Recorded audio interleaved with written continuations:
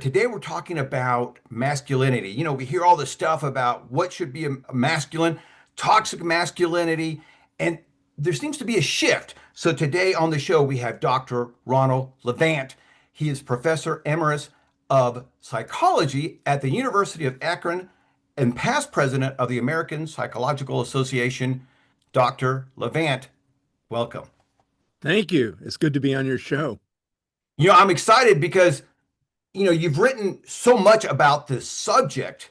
And so let's start at the beginning. You've really dedicated a lot of your life to studying masculinity and emotional health. What first drew you to this path? Well, that's a great question. And we say in psychology that research is me search. That people who undertake the arduous task of getting a doctorate in clinical psych, really have to be highly motivated. And in my case, I was. My background, and I recently disclosed all this in my memoir titled The Problem with Men. You'll have to ask me why I chose that title. I disclosed that basically I was an abused child. My father abused me from a very early age. And then later on, I was bullied by anti-Semitic bullies. And as happens with many abused children, I became a juvenile delinquent. I ran away from home from Los Angeles to Texas at the age of 13. I was arrested.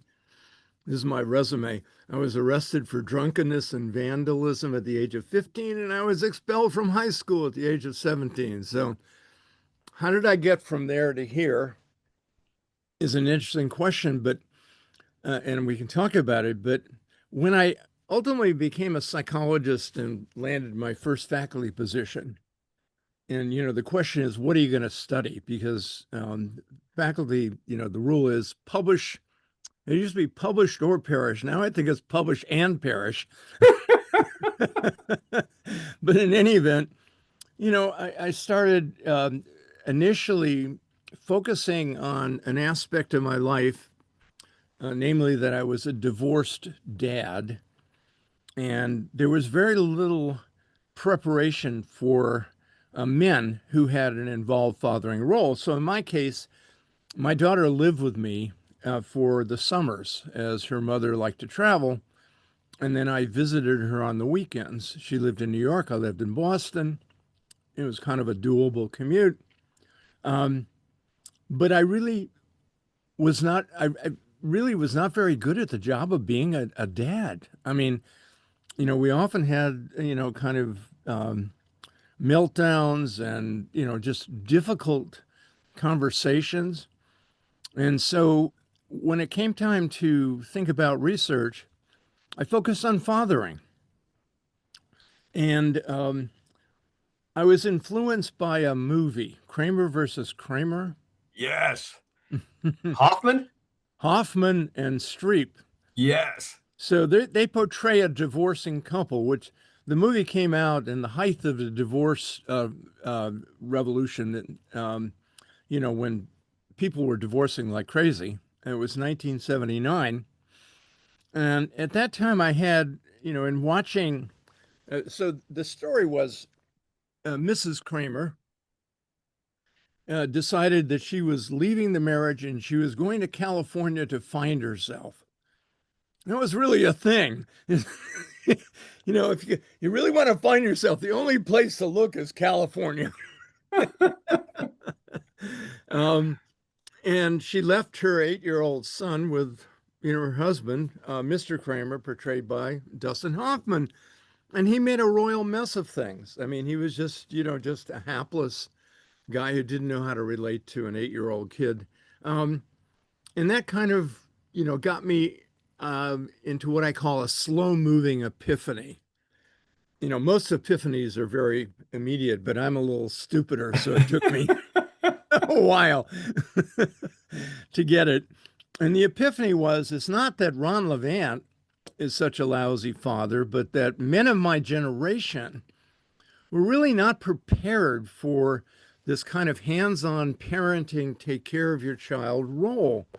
And I Yeah, did that. because my father was the same way. I think a lot of, you know, you and I are probably close to the same age. So that generation, starting with our fathers, uh, it was, mom did the female or the mom did everything, and dad just showed up and, where's my dinner? And, he was, my dad was a funny guy and he could be generous, but and I was shocked the first time he came to one of my baseball games because he just typically was, like you said, he wasn't that involved.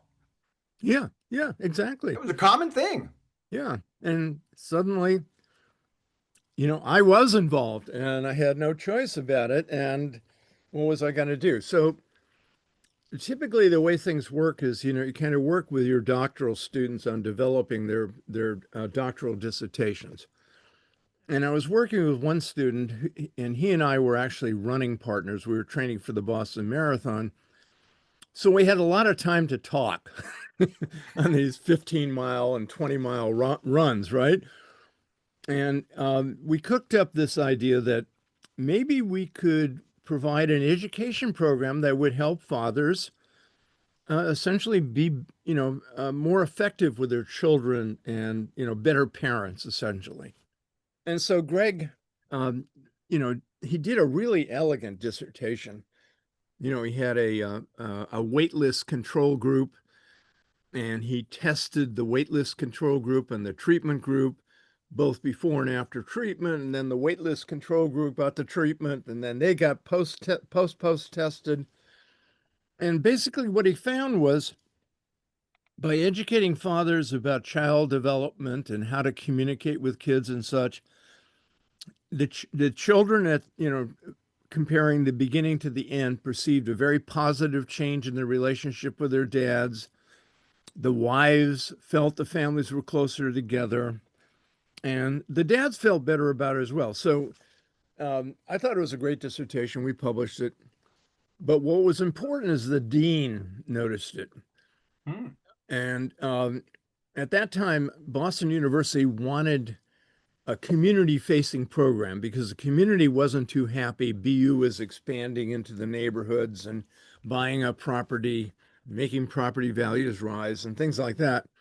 So the university wanted some program that would enable community members to see the value of a university in their midst. And they wanted programs that were non academic but available to the community. And they asked me, would I do this fatherhood course for the community? I said, yeah. I got course release. I got, at that time, it seemed like a lot of money, a $35,000 fund, which, by the way, I spent every penny on video equipment.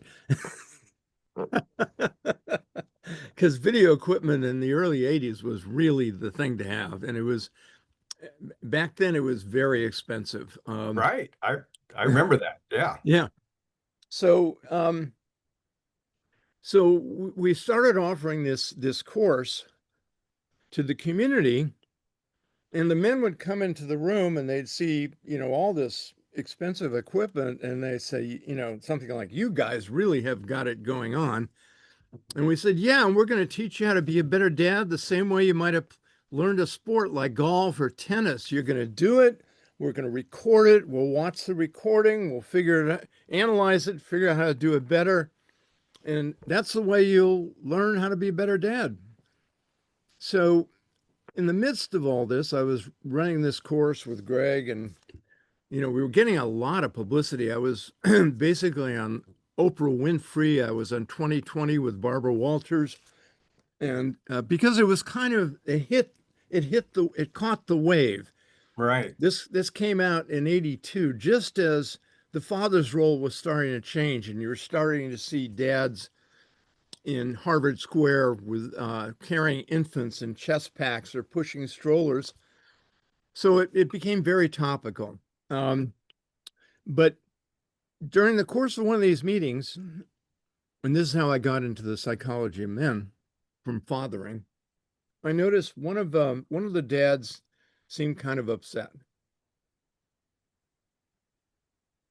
So I asked him, "Hey, Don, is something wrong?" And he said, "Yeah, my son had stood me up for a father-son hockey game. Now, if you've ever been to Boston, you know that hockey is very big in Boston. Right. Yeah.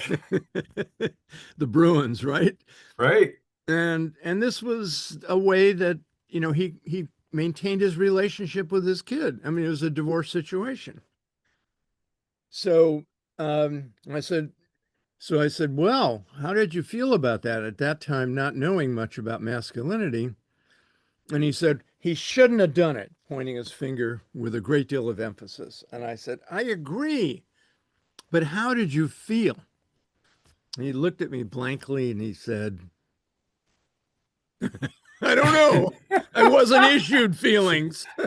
Feelings? What does that have to do with it? Yeah.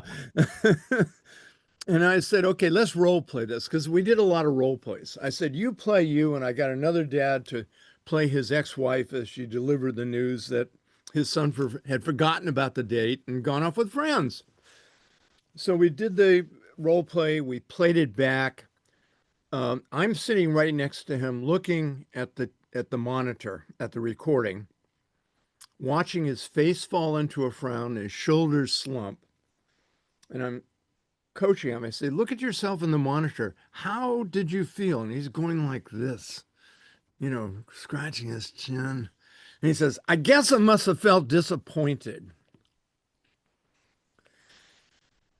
I guess I must have felt disappointed with this much coaching. In my head, I'm thinking, how might a mother feel in an analogous situation, like her daughter standing her up for a shopping date?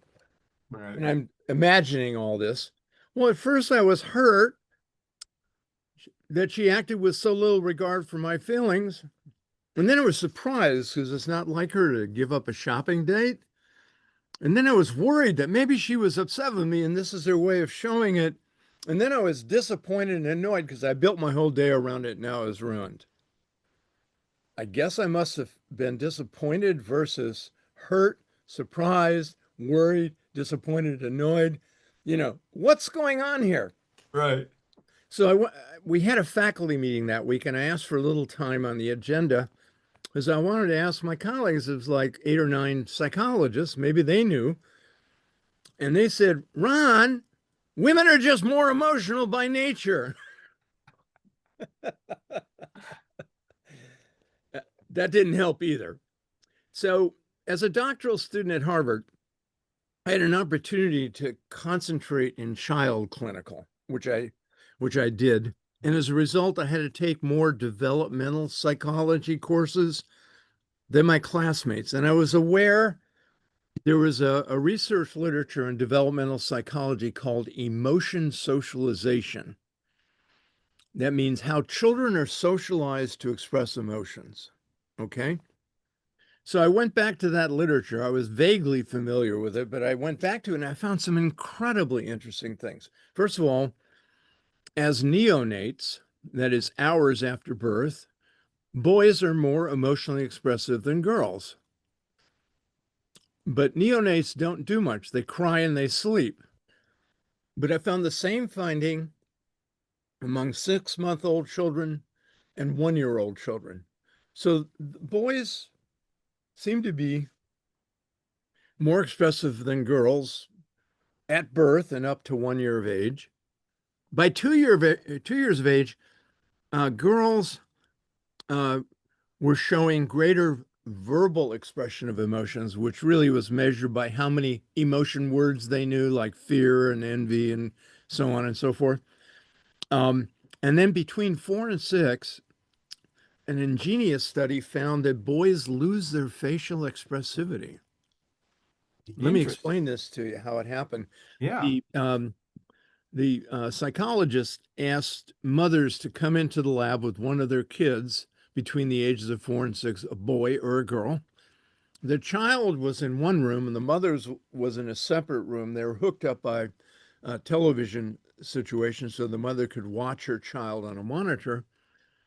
The child was shown emotionally stimulating slides, and the mother's job was to guess the type of emotion shown in the slide. At 4 years of age, the mothers were equally accurate with boys and girls. But as the children aged, that is, as you worked with older children, the mothers grew less accurate with their sons. So by the age of 6, there were significant differences in the accuracy of mothers of sons versus mothers of daughters. That's really so boys are losing their facial expressivity. So what's happening here? What's happening to boys between 4 and 6? Well, they're in preschool and elementary school, and their conformity to the masculine norm of restricting the expression of emotions is being policed by their peers. Gotcha. That makes sense. Didn't that make sense? Yeah. Yeah. I'm thinking about my kids, and I'm like, it, it's resonating with me. So anyway, go ahead. Yeah. So anyway, around the same time, I actually a little earlier than I started the Fatherhood Project, I did a summer fellowship with a psychologist named Joseph Pleck. Pleck was publishing a book that really was the landmark book in the psychology of men. It was called The Myth of Masculinity.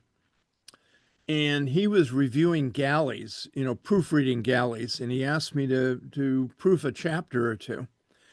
And so I got involved in his theory, which became the foundational theory in the psychology of men, which is that basically, boys are socialized to conform to a set of very rigid masculine norms, one of which is to restrict the expression of emotions. Boys don't do emotions, or as one of my ex-military colleagues says, I wasn't issued emotions. I love that one. I don't know what that programming is. I wasn't issued those set of instructions. Sorry. Well, it's like get issued a pair of boots and a backpack, and where's my emotions? Yeah. Well, what's interesting too, because I've studied emotions, and I'm trying to remember the gentleman's name, but there was a study done where people's, both men and women, where their emotional connection in their brain was damaged. They had some kind of head trauma, and that Brain emotional, injury. Yeah, yeah, brain injury. and their inability to make a decision was because of that damaged emotional whatever Linkage. Yeah. unit in their brain. And so bottom line is our emotions, whether we understand them or not, are constantly helping us make decisions, period. Well, there are basically our navigating system for life. You know, I mean, if you can't tell how you feel about something, it's awful hard to make a decision about it. And unfortunately, so in any event, but getting back to the story, what Pleck was proposing is that children are socialized into gender roles and that there are norms for behavior for both boys and girls. And Sure. among those, at the same time, there was another psychologist named David Brannon who had developed a scale for measuring masculine norms. And one central norm in all of that was the norm to restrict the expression of emotions. And I can certainly attest that when I grew up as a boy, and maybe you had the same experience, we were discouraged from being in any way emotional. You just had to be kind of buttoned down and tough when I Right. grew up. Boys don't cry, for example. Right? I mean, Exactly. Boys don't cry, but boys don't emote in other ways as well. right. Um, now, so I was now sitting with evidence that boys are socialized to restrict the expression of our emotions, and we have emerging kind of theories about what masculinity is in terms of a set of social norms, one of which is restrict the expression of emotions. And I took a step further. I'm going to introduce a term that may sound like I'm sneezing, alexithymia. Gesundheit. It's alexithymia, which essentially means no words for emotions. It's Mm, derived from the Latin, and a without lexis, not the car, but Lexis for words and thymus for emotions. So it's without words for emotions. So I propose that men who were socialized as boys to conform to the masculine norm of restrictive emotionality had an increased likelihood to grow up to be a man who was alexithymic. And then I set out to see if that was true. And I first did a narrative literature review of all the studies that compared the men and women on a measure of alexithymia and found that the men more often than not met the criteria for alexithymia. There's a scale and a cutoff, all kinds of technical things we don't have to get into. But the point is that in that narrative literature review, and then I did what's called a meta-analysis, which is a statistical aggregation of a group of studies. And I had a larger group of studies at that time, and I found the same thing, that males were more likely to be alexithymic than males than females. And these studies were also going on around the world. And Finland actually did a prevalence study of alexithymia and found that men met the criteria for alexithymia. 17% of, they did a stratified random sample to reflect the entire population of Finland and found that men met criteria for alexithymia. 17% of men, whereas only I think it was 10% of women met the criteria. So once again, it's more common among men. It's not unheard of among women, but it's more common among men. And it's a problem. It's a problem for a number of reasons. I mean, look, every relationship except the most superficial requires some disclosure of how you're feeling. right. You know, that violates the masculine norm of not expressing vulnerability, especially if you're feeling sad or afraid or lonely or things of that nature. And if you can't even know what you're feeling, much less put it into words, your ability to form close relationships is going to be limited, right? Makes Right. sense. Uh, Secondly, stress management. The most effective means humans know for dealing with stresses ranging from minor hassles to major trauma is what? It's to talk about your experience with a trusted other person. But once again, if you can't put your emotions into words, you're going to be limited in getting that relief. And it's no accident that men will seek other ways of getting relief, like drowning out the feelings with alcohol. And men happen to meet criteria for alcohol use disorder 3 to 4 times as frequently as women. So it all kind of all falls into place. Well, So, and that's again, that's one of those I think male stereotypes, right? All of us, most of us probably saw our fathers come home, have a drink. right. Yeah. Whether it's hard alcohol or beer or whatever, you come home and don't bother dad don't bother dad until he's had his drink, kind of a thing. Hmm.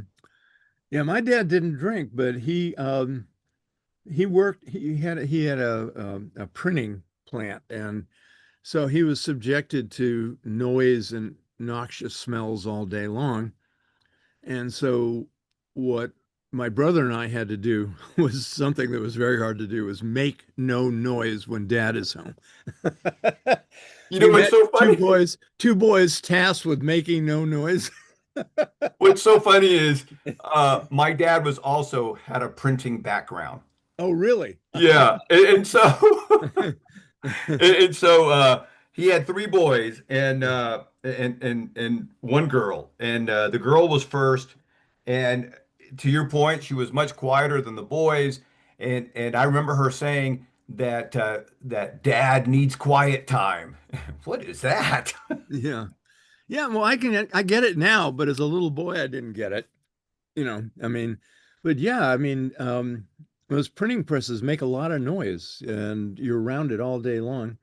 Um, so, this kind of continued to evolve. I did more and more. I started my own attempt because the first scale that David Brannon had developed, a masculinity scale, didn't meet the basic statistical criteria. So I developed a new scale that took off from his called the Male Role Norms Inventory, and it's become the leading scale to measure adherent belief in masculine norms, basically. And what's the name of the scale again? It's the Male Role Norms Inventory. Male norms Oh, roles inventory. Male Role Norms Inventory. Male role norms inventory. Yeah, it's Okay, an inventory of norms of the male role. sure. We'll get it right. But uh and so that's kind of how my field defines masculinity, is in a set of social norms which are basically based in culture.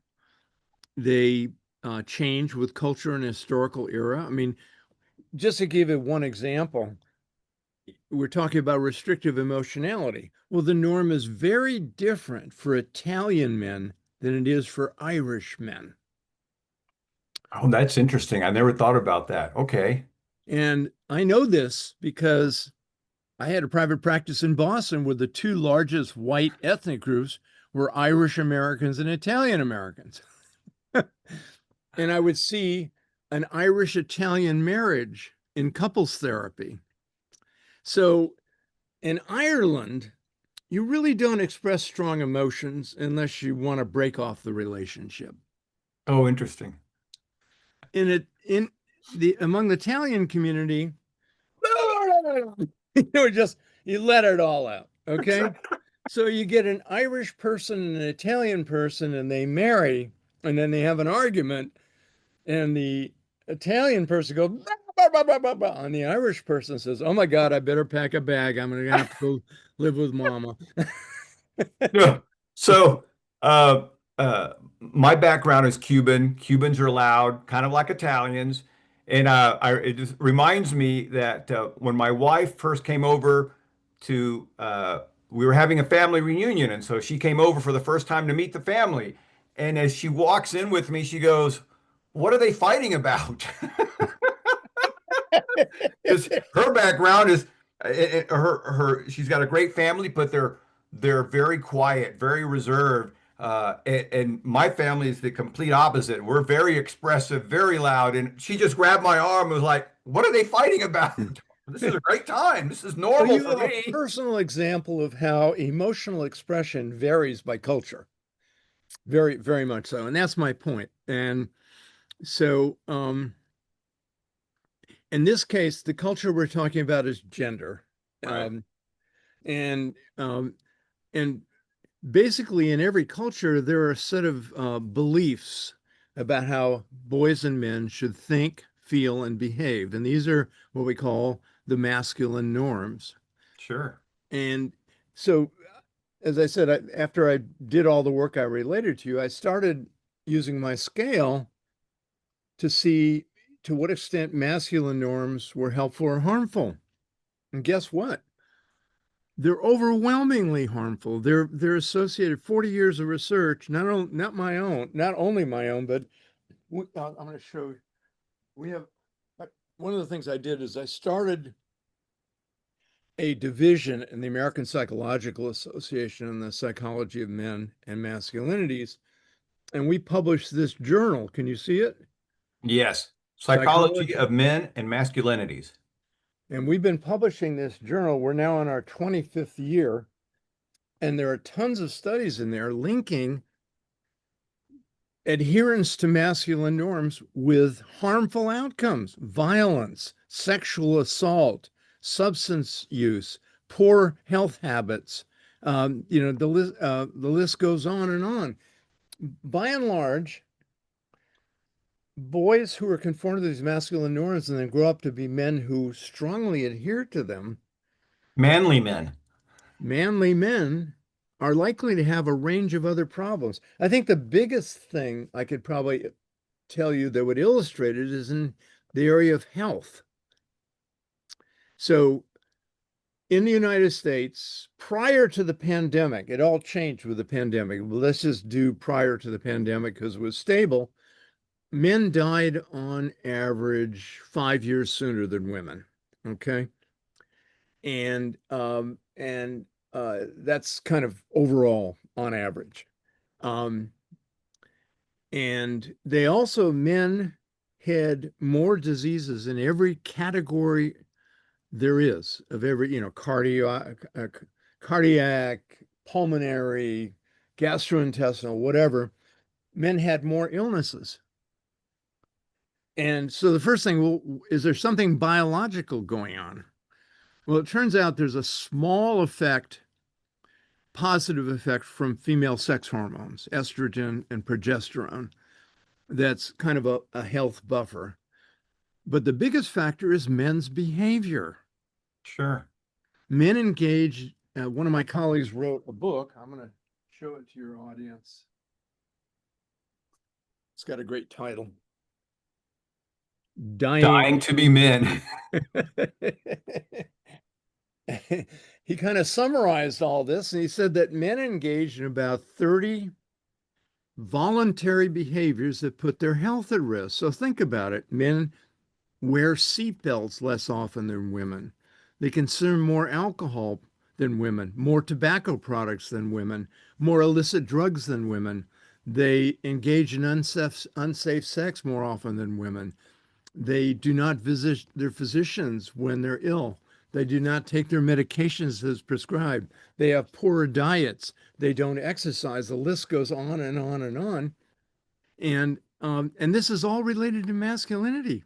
Well, sure. I'm thinking again, if you're a manly man, what do? Well, you have a big steak, Yeah. maybe a couple of leaves of vegetables. You're going to have some kind of alcohol, and then there's nothing better than a manly cigar. Yeah. I You mean, got it. that's it. That is literally my dad right there. Now, he had great genes, and so and he did believe in exercise, and he lived to 95. Oh, well, And he good was for him. very active up until like 93, 94. But I think on average, again, he's an outlier, right? He just happened to have good genes. But I think, especially as a Cuban, I would see that all the time. Big Yeah. steak, your stogie, and alcohol. Yeah. My father, like I say, he didn't drink, but he did smoke stogies and he ate, a lot of, he loved processed meat like salami and that sort of thing. And which is even worse than steaks, actually. Right, exactly. Yeah, my dad was a big sandwich guy, Yeah. especially making the Cuban sandwiches. You have to have those processed meats. Absolutely. Yeah. So here we have it. Um, Masculinity, let me just phrase it more precisely. Conforming to masculine norms puts your health at risk. Conforming to masculine norms overall, it, you know, men who, men who conform to masculine norms have more related problems of the type we're talking about. Uh, Violence, sexual problems. It just goes on and on and on. One of the things I focused on very intently was gun violence, mostly because it just kind of gives me the creeps. I just, like I said, research is me search. Let's look at gun violence. So there was a lot of studies on gun violence, and I decided to go outside my comfort zone and to look not only in the psychology journals, but also sociology, cultural anthropology, criminology, and there was one other, anthropology.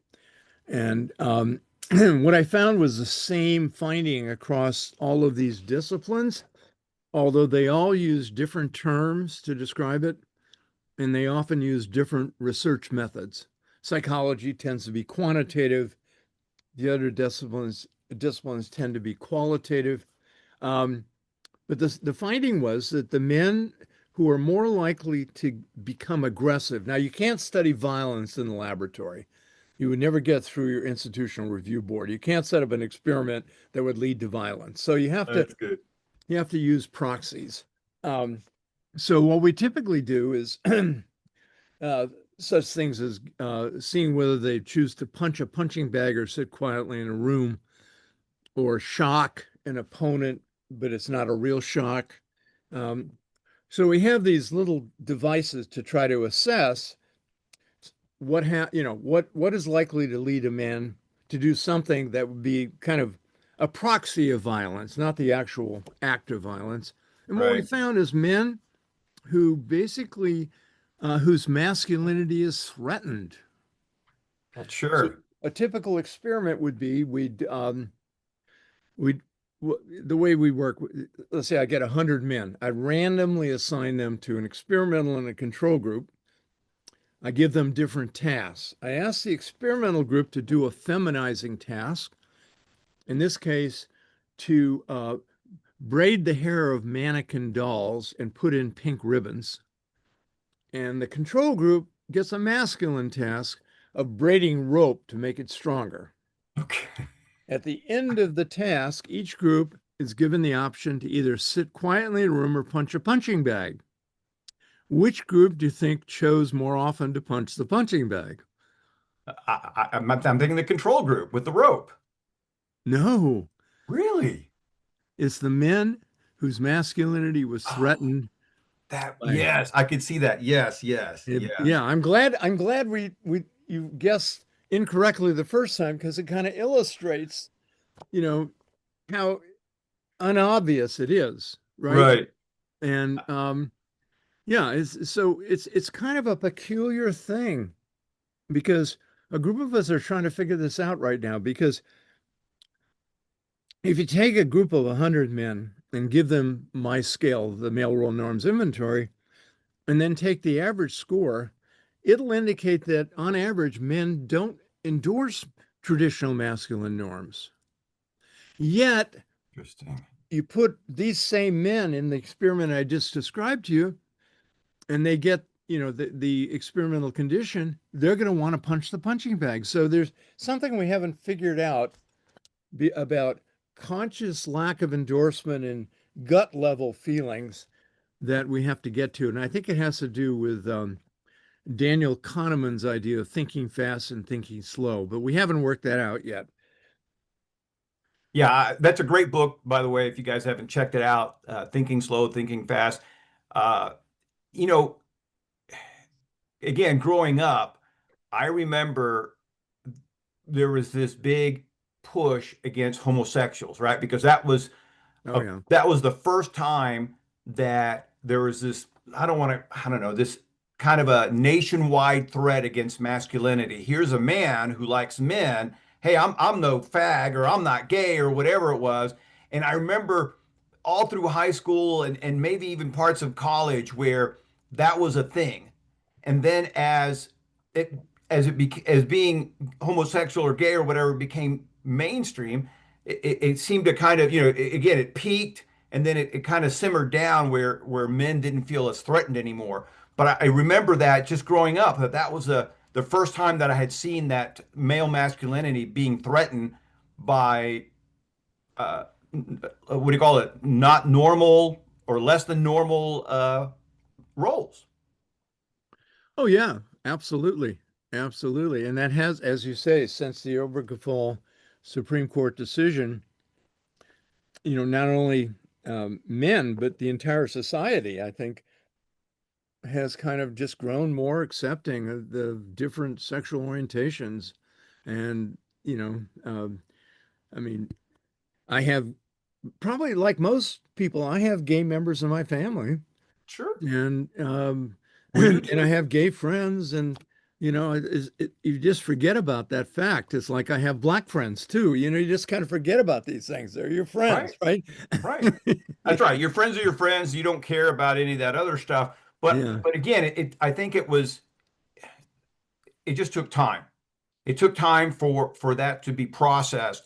Especially, I think what was the funniest thing to me, excuse me, especially in Christian organizations and maybe in some Muslim organizations as well, this became like this heated topic, right? And uh, one of the overall, one of the commandments, for lack of better terms, is love thy self or love your neighbor as thyself. And a lot Right. of people interpret that as gays must die. Interpret as what? I didn't quite get that. Oh, that they interpreted the love thy neighbor as thyself as some kind of gays must die kind of a thing. It was kind of the weirdest thing that all these Christian organizations that promote love and peace were very violent and very hateful towards gay men and women. Oh, absolutely. We have um, at my university, we have a church that's right adjacent to the campus that's extremely homophobic, and there's constant conflicts between. This is kind of what we'd call a town gown conflict, but between the gown referring to academia and the town referring to the church. Um, but yeah, I mean, within certain religious groups, there's very intense homophobia, and but I think by and large, I would say most of American society is accepting of gay people. And I was just listening to news today on NPR, and the announcer talked, it was female, and she was talking about her wife. I mean, you wouldn't hear this on national public radio, but there it is. It's all out in the open. And as far as I'm concerned, I have no problem with it. No, and I think in my opinion, the people who have the problems with it again are individuals who were brought up in I'll use the term toxic masculine roles, right? And or these overreaching religious goals, because it's not just the Christians. Again, I mentioned the Muslims and I think the Jewish faith as well. Have this have very strong opinions about gays and stuff like that. But I think that, as you said, most of society is okay with it. And I think it comes down to the fact that um, most people just kind of say, hey, if it's two consenting adults, what do I care? Right? That's Right. really what it comes down to. But Most of us don't want to know about our friends' bedroom practices. right. And Yeah. but at least as far as I'm concerned, that goes for the straight and gays. I don't want to know what you do Yeah. in your bedroom. I don't Yeah, care what you do. exactly. Exactly.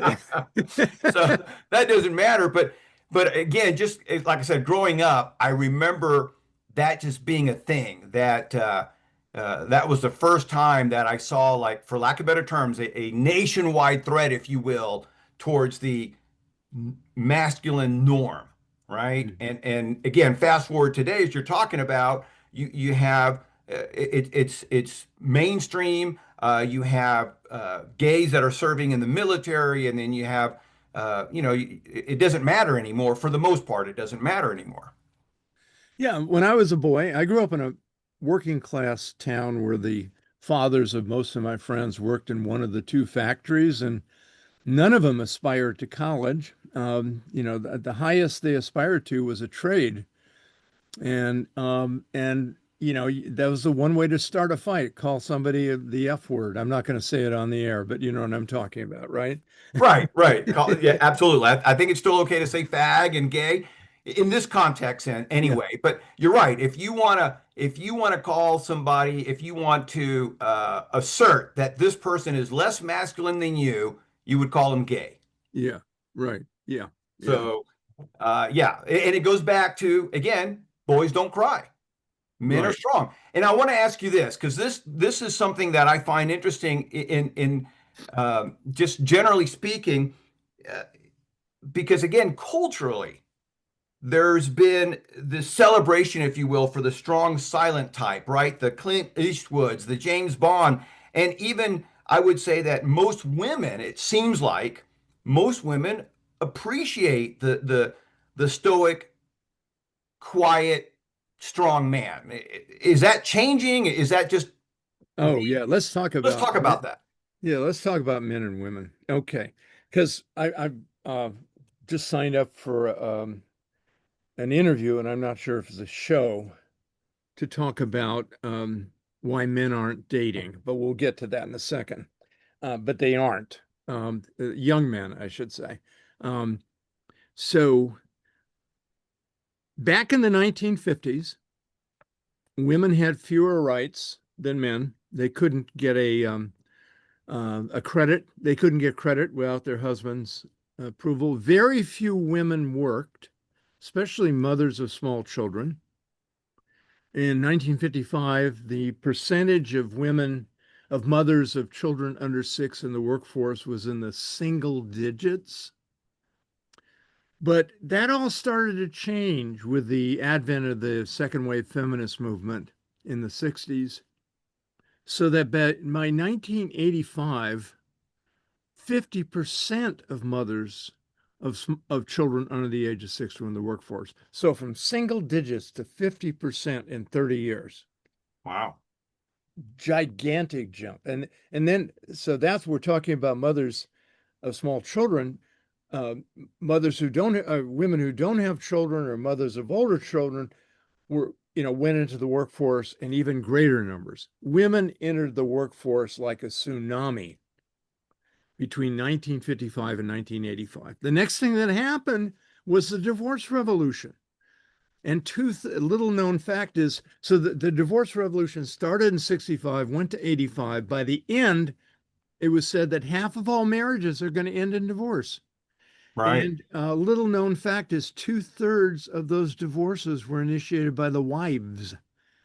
Well, and here's a little trivia for you, and I believe it was Ronald Reagan because to your point, not only could women not have a credit card and they weren't working outside of the home, but they couldn't initiate a divorce.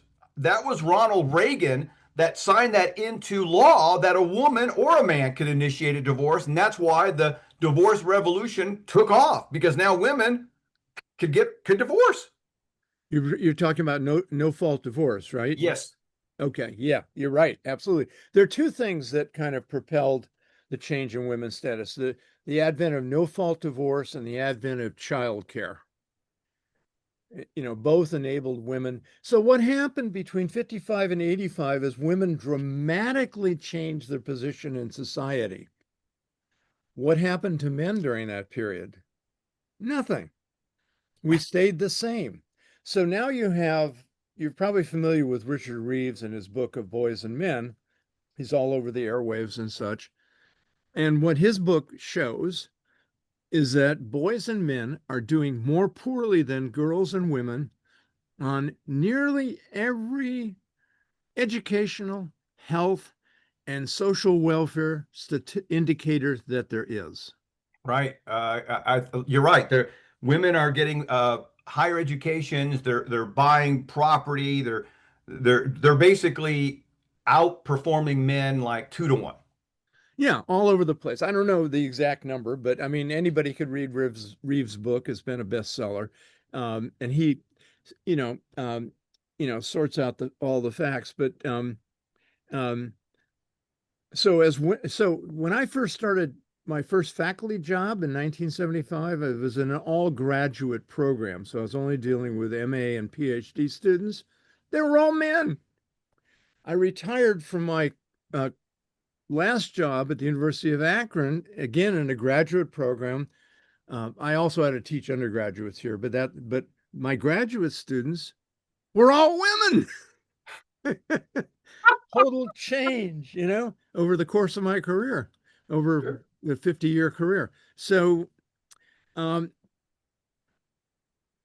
while women were going through all these changes, and there are all these conversations that took place, millions and millions of conversations between mothers and daughters, between aunts and nieces, between grandmothers and granddaughters, about how to navigate the world where gender is changing. So they were informed, they knew what to do. I'll give you one example. I was a student at Berkeley. That's where I went to college in the 1960s. And you know what they say about Berkeley in the 1960s, don't you? What they say is if you can remember it, you weren't here. I've not heard that one, but I've heard something similar. Yeah, that's pretty good. I like that. Yeah. If you can So, remember it, you weren't here. but I can remember it, and I was there. And I remember the women I knew were taking assertiveness training classes to overcome the effects of their gender role socialization to be dependent on and deferent to men. Men are not taking emotional self-awareness classes to overcome the effects of their socialization to be emotionally numb. No, they aren't doing anything. And that is the problem. The problem with men today is that they're hewing to standards of the 1950s when the world has moved on. And I was on a show a couple of weeks ago, and the guy asked me for advice. What advice would you give? And if any of your listeners, are men who are struggling with this, what I would say is, take an inventory of the rules you live by. Write down the rules that guide your life and consider if they're still working for you, particularly the ones you learned as a boy, like don't cry, for example. If you do that, you can kind of free yourself from what's called the man box, this set of restricted roles that we men are supposed to live in. We're not supposed to have any emotions and all that kind of thing. But I mentioned crying. I want to say a word about crying, if that's okay. Yeah, yeah. So think about crying. All humans have tear ducts, and crying relieves sadness because it releases oxytocin, which is a feel-good hormone. When you cry, your body releases it and you change and you're less sad. It doesn't make it all go away, of course, but um, and then consider this. What's the shortest sentence in the Bible? I. Sentence. Go ahead. Tell me. Jesus wept. Jesus wept. I remember that now. Yes. So if it's good enough for Jesus, why can't it be good enough for American boys? Right, right. Well, and what's interesting that would be an interesting study because he did a lot of things that were completely revolutionary in that time, right? I mean, like you said, public weeping. I guarantee you that the leaders of that time would not have condoned a man publicly weeping, right? Right. That's very interesting. I like that. Jesus wept. All right, keep Yeah. going. Yeah. So I'm hoping to encourage your audience if they're men and they're afraid to cry to, hey buddy, it's cool to cry. I I love crying myself.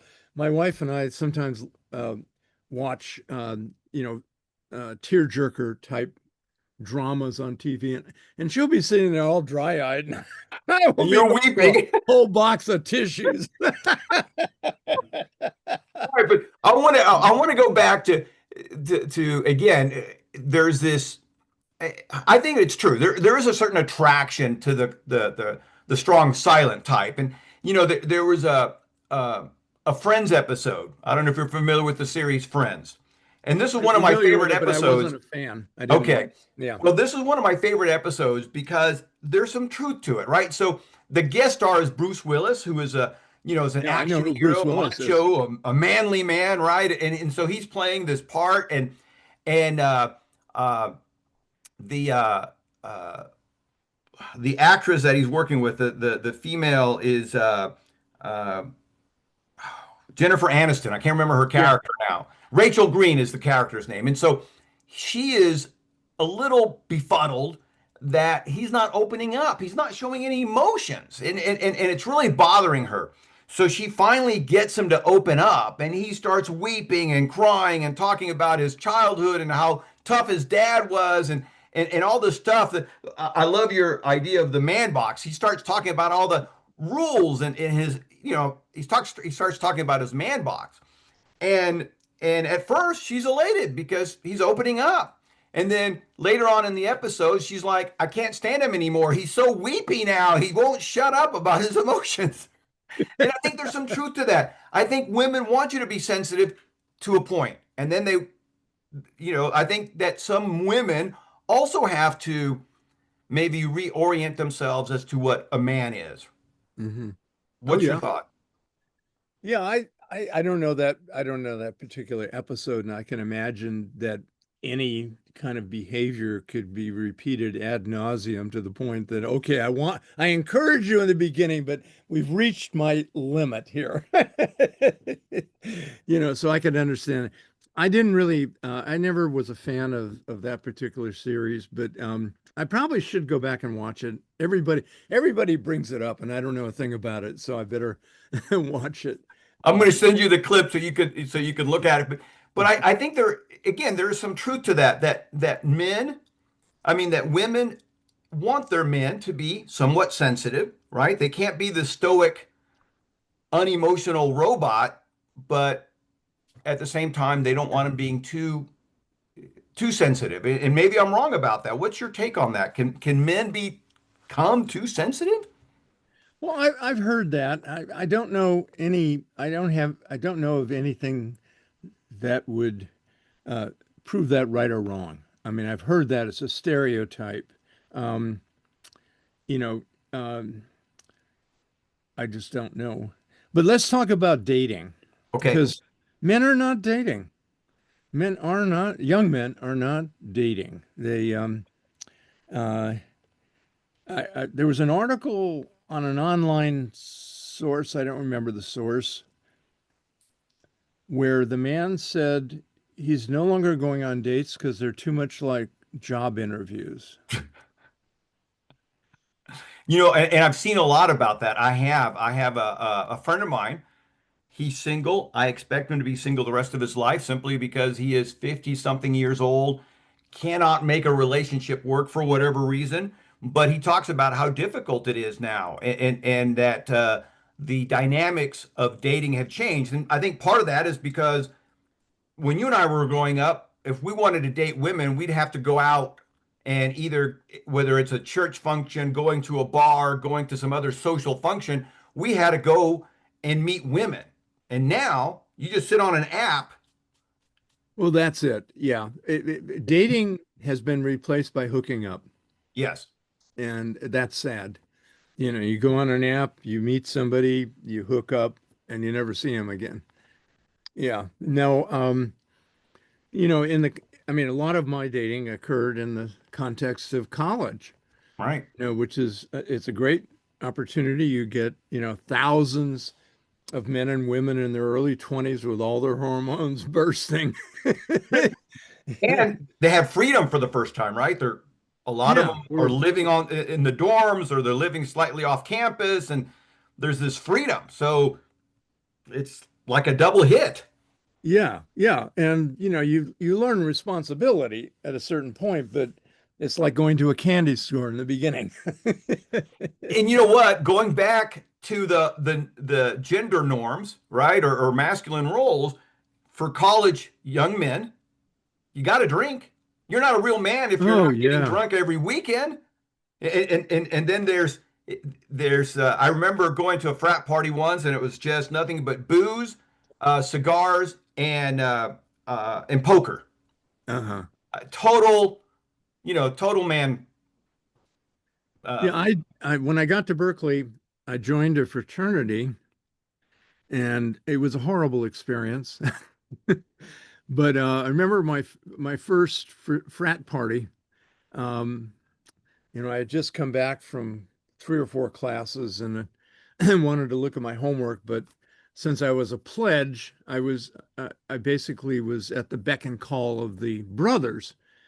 So they were setting up the kegs, the deal, and they cranking up the music. Yes. And he started handing me beers. I had to finish them. And I guess after three or four, I just, let it all hang out, so to speak.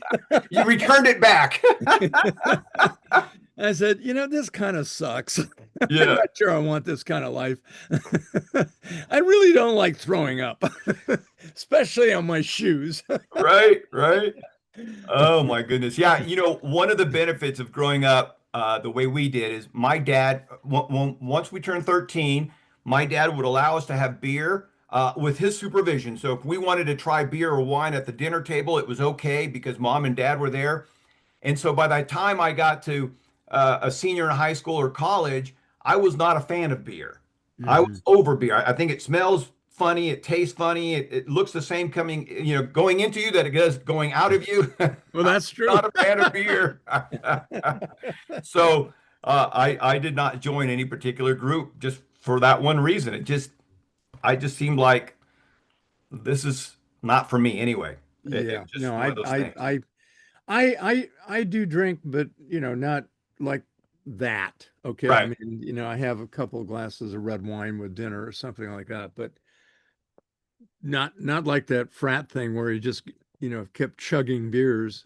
Uh, Right. I kept being given beers and I was asked to chug them, but you know, alcohol is a huge problem for men. I mean, we meet criteria for alcohol use disorder, like I said, 3 to 4 times as frequently as women. And as we know, alcohol use disorder can destroy all your internal organs. I'm not saying drinking, I'm talking about drinking to excess. Right. Abuse. Yeah, abuse. Thank you. Right. Yeah. Yeah. Yeah, Um, because I think that again, it's like anything else. You can diet abusively to the point of harming yourself. You can drink abusively. There's so many things you can do abusively. But yeah, I'm glad you pointed that out. It's that abusive drinking that again, it's encouraged in the masculine norms. Definitely. As definitely is, it's not in my scale, but it's we probably ought to revise the scale to put it in. Yeah. I want to talk about this because I think you've said something along this line that one of your missions is to change how we raise boys. Yes. If you could sit down with parents today, what would you tell them about nurturing emotional strength in their sons? Well, I can probably best convey what I do by talking about a case I saw. It was excuse me, blow my nose. Sorry. You can edit that out, right? Absolutely, no problem. Um,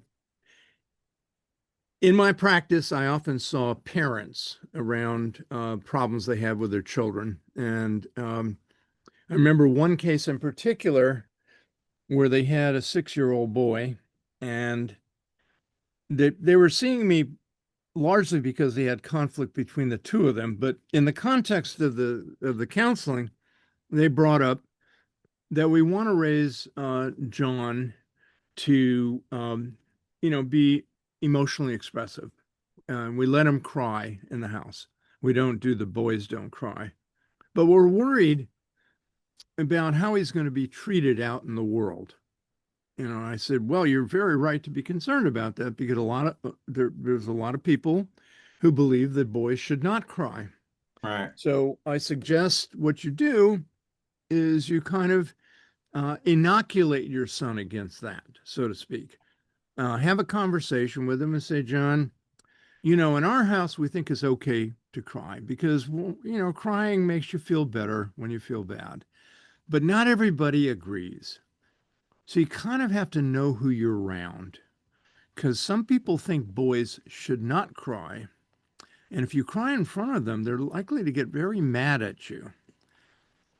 So you kind of explain it to your son so he gets the idea that, it's perfectly all right for him to cry, but he has to be careful about who he cries in front of. And I think things of that nature, are helpful. I have a colleague who wrote a book called The Mask. Let me pull it up. Yeah, here it is. I'm going to do an advertisement for his book. It's called The Masculinity Workbook for Teens. And this is my idea is that this ought to be in the not all schools have ESL classes, emotional and social learning classes, typically in middle school. Very important because middle school is adolescence, and adolescence is all kinds of problems. I mean, it's great, but it's also brings with it a lot of hazards. So what this book does, it has exercises where the boys, because boys get a lot of pressure in middle school about being masculine. That's really where it's very intense. Right. And this enables them to talk about the pressure, talk about where it's coming from, talk about, what they value, what their family values, and really figure out what kind of guy they want to be so that they can, avoid the pressure and just be who they want to be. And I think something like that, if we implemented that in schools, in the emotional and social learning classes, which I think all schools should have, because children really need something besides arithmetic. They need guidance, in kind of dealing with emotions and dealing with people and these kind of things. So I'm very much in favor of that with boys. And you know what? I agree with you. I think that, especially as you're saying, in junior high and high school, where all these changes are happening, but I love the idea of having some kind of social emotional learning at school. Again, the kids are spending 6 to 8 hours there, and we really, at this point, I would say most children, especially boys, haven't talked about emotions. They don't know how to express emotions. Again, the information they have is probably not that well rounded, but I love the idea of setting up your child, your son, to be able to express himself. And like you said, you got to know when to do it, when not to do it, and this idea of emotional training. Because in my philosophy or my belief is that in school, whether it's junior high, high school, or college, they don't teach the most important things, which is how to regulate your emotions, how to set and reach goals, right? How to manage your money, and how to manage your relationships. And so Yeah. these four things, you're supposed to learn them on your own, and you do, but it takes forever. And you make a lot of mistakes along the way. You A make lot of mistakes. Yeah, Yes. no, it should be built in because all though you hit the high points, those are the things that we really need to learn. One thing I did want to mention to you is we talked about, normative male alexithymia. An easier thing to say would be emotional inexpressiveness. Um, I developed a manualized treatment for this. My career kind of shifted in 1989-90 when I essentially expanded my practice to full-time and took a part-time academic job. And and I told my colleagues, I was at Harvard Medical School, I told my colleagues, send me the men that your women clients complain about.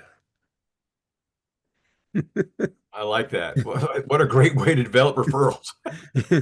Well, and also this was in the year of the yellow pages, which probably many of your audience won't realize, but um, in the 90s, one of the ways that a psychologist would advertise would put an ad in this book called The Yellow Pages that had all the businesses' phone numbers and things like that. So I had a big ad that said counseling for men, and I would list some things that men might be, want counseling for.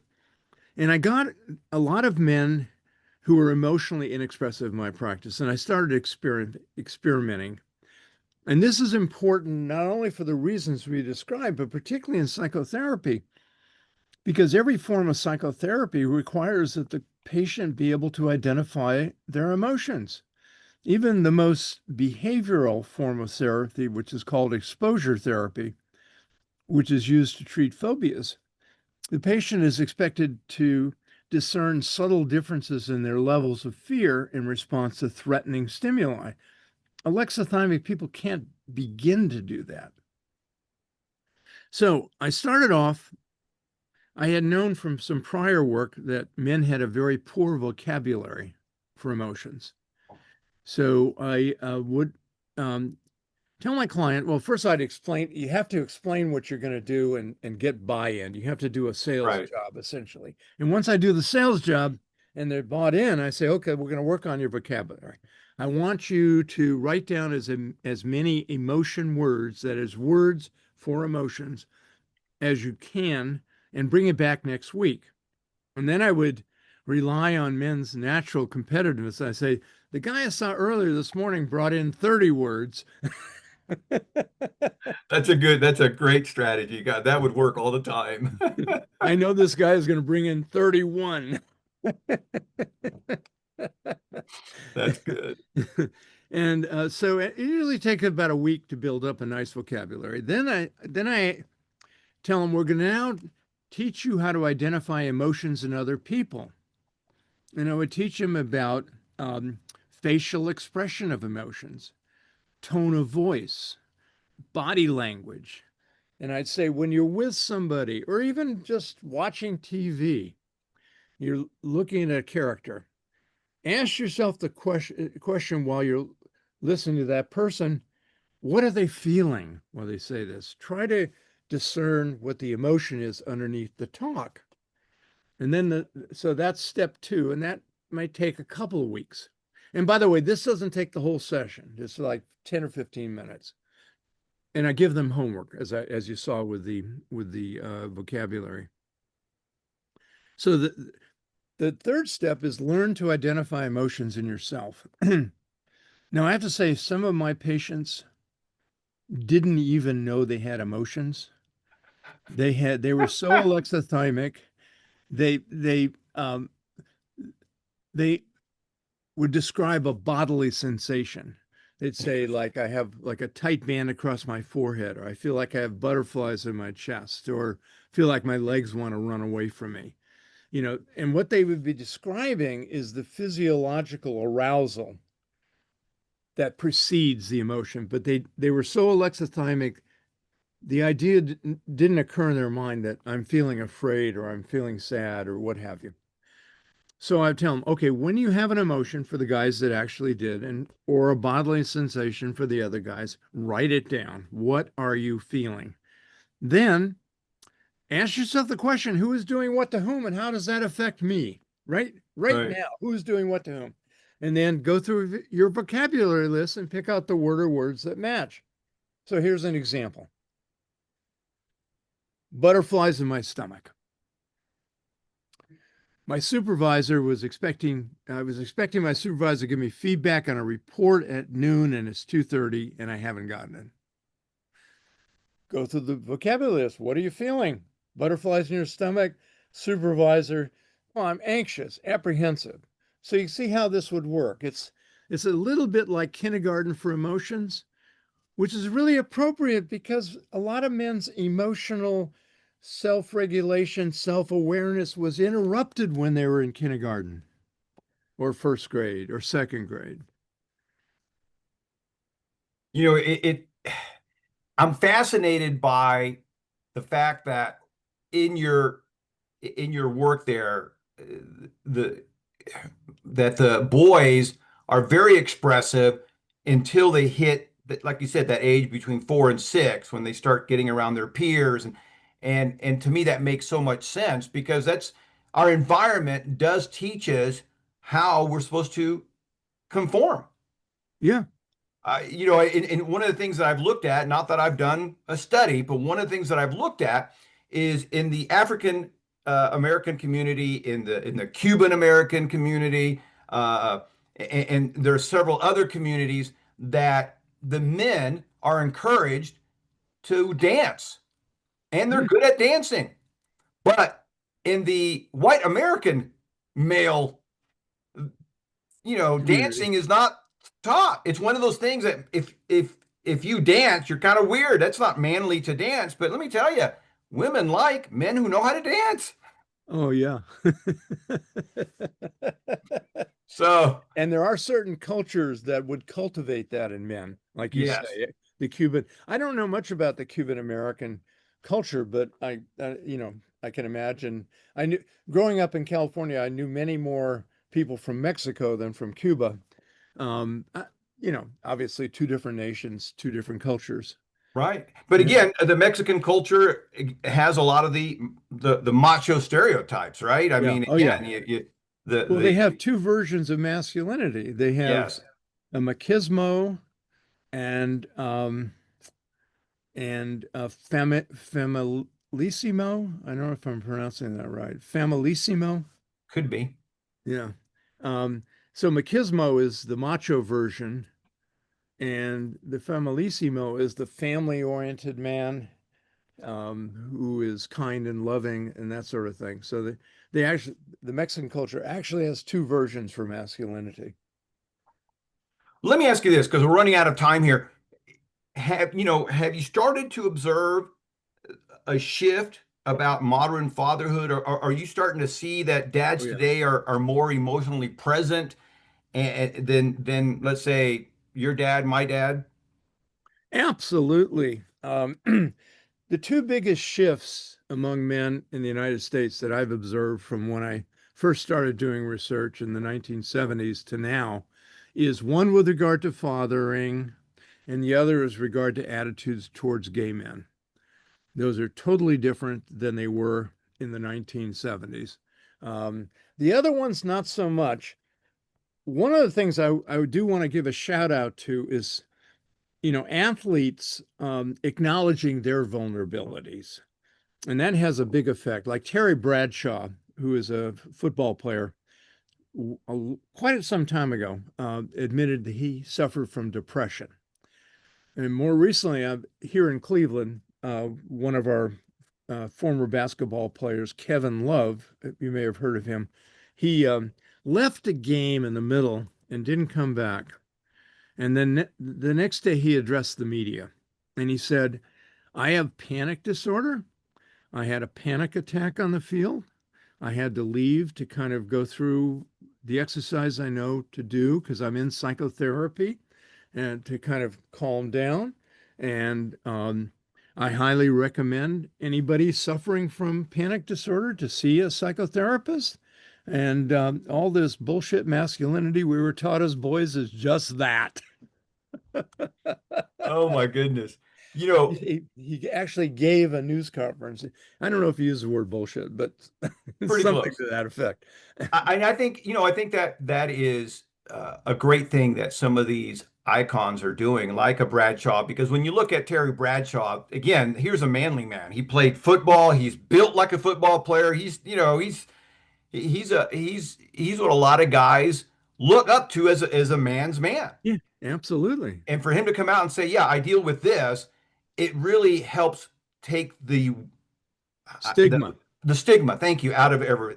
And I think that one of the things that I've seen, especially after COVID, is that people are starting to become more comfortable saying, "I have this issue that I'm dealing with. Yeah. I'm going to therapy because of this issue or whatever."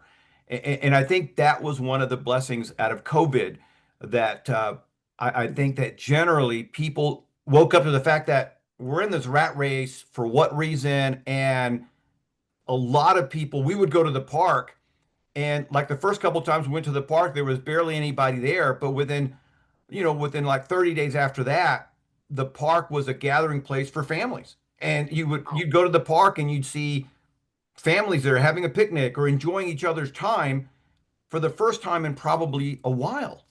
Yeah. Yeah. Yeah. The pandemic really kind of put a squelch on social activities, and it's good that it came back where you live. But I do think, celebrities, athletes are revered by men. Men Yes. tend to revere certain athletes, and to the extent that they're human beings, and like Kevin Love, he's a great forward and playing basketball, but he's a human being and he has a panic disorder and he's getting treated, and he's, you know, admits it openly. There's no shame. This is what you do if you have a psychological problem. So I think that really helps, and I think it will help around the emotional restriction end of things. We haven't seen it change yet in terms of the larger population of men. We haven't seen men uh, change in terms of their prohibition of being emotionally expressive, but I think that's coming. Yeah, I agree with you. I think, again, it's like everything else. It is a slow progress, right? Yeah. And uh, again, when I was growing up, if you heard your father tell you he loved you or he was proud of you, it was probably right before his death. It was just so unheard of for your father to give you that kind of emotional recognition, at least again, the way I was raised. But today, you hear fathers telling their children all the time, I love you. Yeah, And yeah, yeah, so it only took 30 or 40 years, but yeah. Well, we're getting there. We're we're getting getting there. there. Yeah. Who knows what will happen in the next 30 or 40 years, right? Uh, If we don't blow the planet up. yeah, if we don't blow the planet up, I'm pretty sure I don't think we'll blow it up. We may wreck it some more, but it's okay. It's all part of a plan, I think. Um, Let me ask you this. This idea that you brought up about emotional social learning, um, is that something that you're seeing a lot in schools or just very few schools? Well, I really haven't done a survey of schools. It's been more just, if I happen to notice it. So I don't really know how widespread it is. I've seen it in a few schools, um, and I think it's a great idea as a psychologist and somebody who was originally trained as a child psychologist. Um, that children need this kind of guidance and also the opportunity to learn with their peers, and that's tremendously helpful, because a child may have a particular problem and they'll keep it to themselves and they'll believe they're the only person that has this problem and everybody else is doing fine. But when you get a group, like in a classroom, and children are kind of admitting things they struggle with, it takes the onus off everybody because they can realize, well, hey, maybe everybody's has got something that they're not happy about or they're struggling with or trying to work on. And that, makes a person feel a lot better. Yes. One of the things that I've learned from Miss Brene Brown, Yes. she gave a great talk, and she's brought it up several times about vulnerability. That again, especially for men, we're not supposed to show our vulnerability. But she says, she talked about when somebody gets up on stage or when an athlete publicly admits that they have this vulnerability, we look at this person and we say, wow, that's brave. That is courageous to admit that they have this vulnerability. But yet, at the same time, we as humans fear showing our vulnerabilities, especially for men. Yes, especially for men. So that's one of the rules, in addition to not cry, is never show any vulnerability. Because in boy culture, you're going to get beat up. Yes, we are going to get beat up. Yeah, I remember again growing up, we would definitely make fun of people who even dress differently. Yeah, That guy, that young man dresses too nicely. He must be a queer. We got to make fun of him, yeah, or whatever the deal was, right? Let me, we talked a little bit about the shift in dating, and one yeah, of the things that I find interesting is because we have quote all these digital connections, social media, all this other stuff, but we seem to be less emotionally connected. Um, and is there a way to maybe get around that? Because I think one of the things that I'm taking away from today's conversation is that we need to be more emotionally present in whatever we do. So is there Right. a practice for men or maybe for all of us that we can adapt to become more emotionally aware? Yeah, I think there is, but I don't think it's a one size fits all. I think, the men that I saw in my practice would first need to go through a process where they could begin to identify and put their emotions into words. I mean, they basically, have to kind of go back to emotional kindergarten because they couldn't do what you're suggesting because they just simply can't put their emotions into words. So I'm saying different strokes for different folks. Um, like I say, wish that we had these ESL classes all across the United States. I think we'd have a lot less gun violence if we did. If children, you know, um, in the fifth grade or the sixth grade, were taught kind of how to, when they're upset, how to express themselves, when they have a conflict with a peer, how to resolve that conflict. If they learn these basic, how to give comfort to somebody who's suffering, they learn these basic human skills. It's going to be a lot. It's going to be a lot better off. But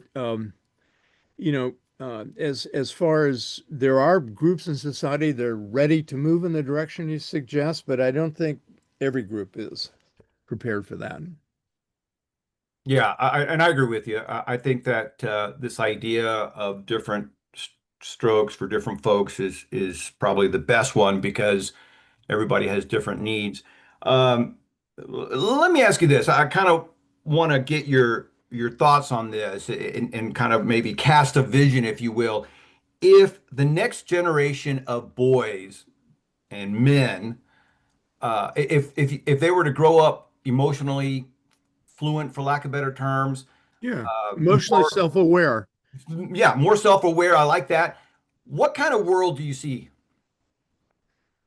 Um, well, first of all, I don't think we'd have the crisis that we have between the sexes among young people today. I mean, I think if young men were more emotionally intelligent, that's another term to use. That's actually probably, I think it's copyrighted, so we got to be careful. Yeah, But but I think you're right. emotional, Emotional I'll just intelligence. say Yep. emotionally self-aware, because I'm not going to step on anybody's toes. I don't think we have the crisis of connection between men and women, where women, are essentially writing men off, and men are writing women off. I mean, we can't exist as a society if that continues for a very long time because we're not going to reproduce, the population. And you know, hopefully things won't get as bad as they are in South Korea. I don't know if you know what's going on there. No, what's happening in South Korea? The alienation between the sexes is so intense there, it's given rise to what's called the four B's movement. And in Korean, B or bis means not. So it's no dating men, no sex with men, no marriage with men, and no having children with men. That's the four B's movement in South Korea. Um, and Asia, I mean, not only Korea, but I read some articles about this maybe about a decade ago in Japan, where women were turning against it. So in some of the Excuse. Asian societies, the women have really pretty much renounced men. And I hope we don't get there. I think, we still have an opportunity to kind of turn things around. I think shows like this, can help if we can encourage men to reclaim their humanity, reclaim their emotional life, to really throw out the man book and be yourself, okay? The man book is nonsense. Think of what Shakespeare said, to thine own self be true, right? Right, right. You know what? And since we're talking about Korea and Asia and stuff like that, look at what's happening in China. Because for years, if you gave birth to a Yeah, female, she was yeah, either killed or put up for adoption. Right. And just I want to say a couple of years ago, there was this young Chinese lady who for years has been experiencing these terrible migraines and she finally went to the doctor and they did an x-ray or whatever for the head and they found that her parents who were trying to kill her because she was a female, they Right. had put a bunch of pins in her head or needles in her head trying to Killer. kill her.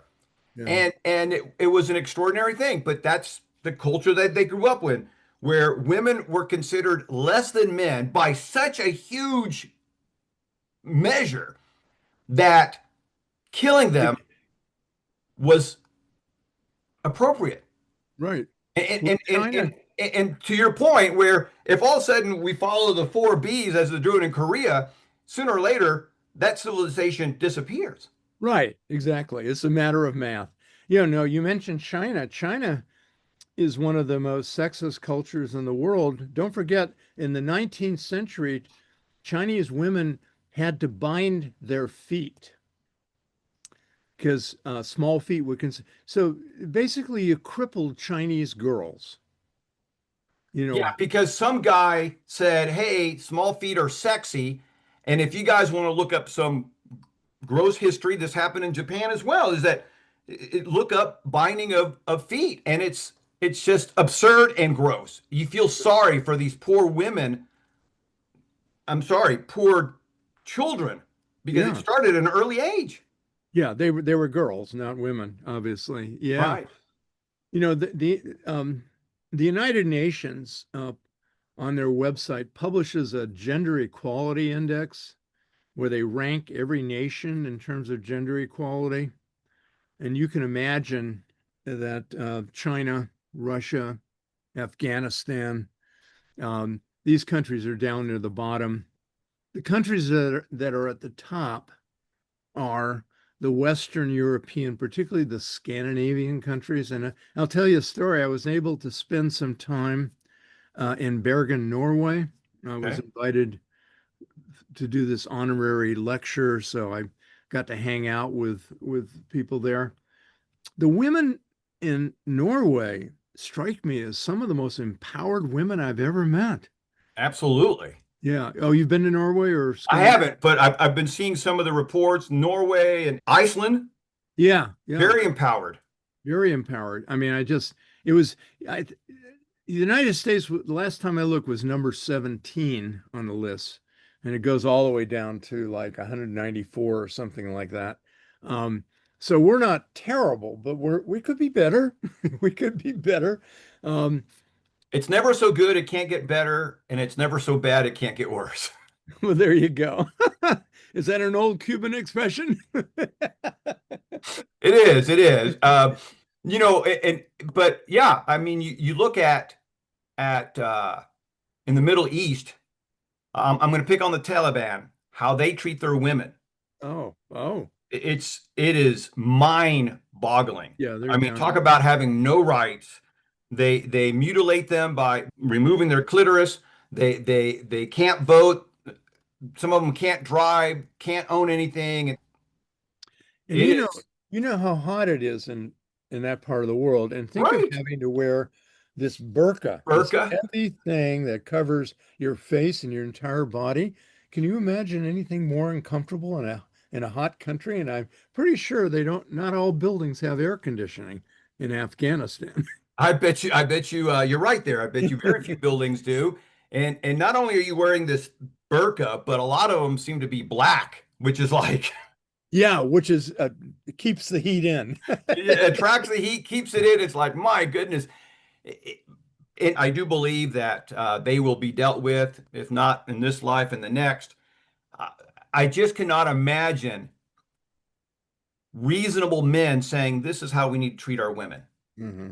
That they have to be just, Well, it's below a slave almost. it's excuse me, it's a theocracy, right? The Taliban is kind of a little bit like Iran, except they don't have a supreme. Well, maybe they do. I don't know, but it's a religious based society that enforces uh, these strictures on women, um, and both are Islamic societies. I'm not sure if they're both Shiite or the other one, but yeah, it's religion that does that. Um, Religion can do a lot of good. It's like a two-edged sword, though. Right, right. Well, and in this scenario, you have some men who are also the religious leaders, and they come up with these ideas uh, based on their opinion, I guess, because I don't see, I have studied, um, you know, the Quran a little bit, and I've studied uh, what do you call it, the Jewish The the Old Torah, Testament, Torah. and the what's that? It's The called the Torah. Thank Torah. you, the Torah, Yeah, and yeah, and I cannot find any evidence in the Quran to support some of these religious restrictions. yeah. And again, it's all man-made. Right. Yeah, I haven't looked into it as deeply as you have. I'll take your word for it that it's not there. It's just basically arbitrary. Um, why they forbid girls from having education beyond grade school is beyond me.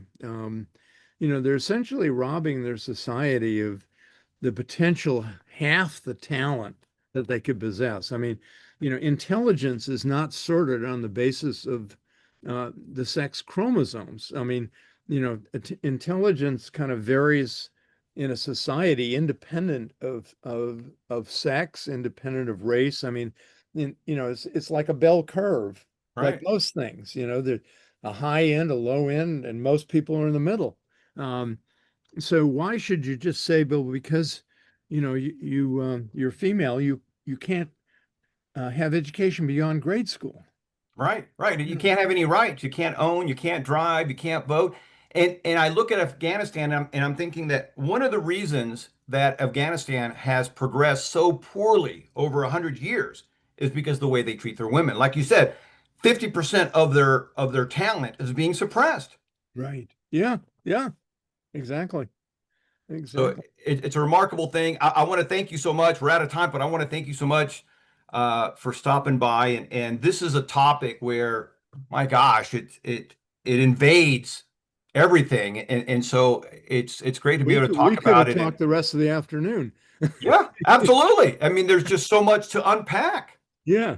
Yeah. So, Thank you for Dr. having me Levant, on the Thank you for having me on the show. I really appreciated talking with you. You're a very pleasant person to talk to.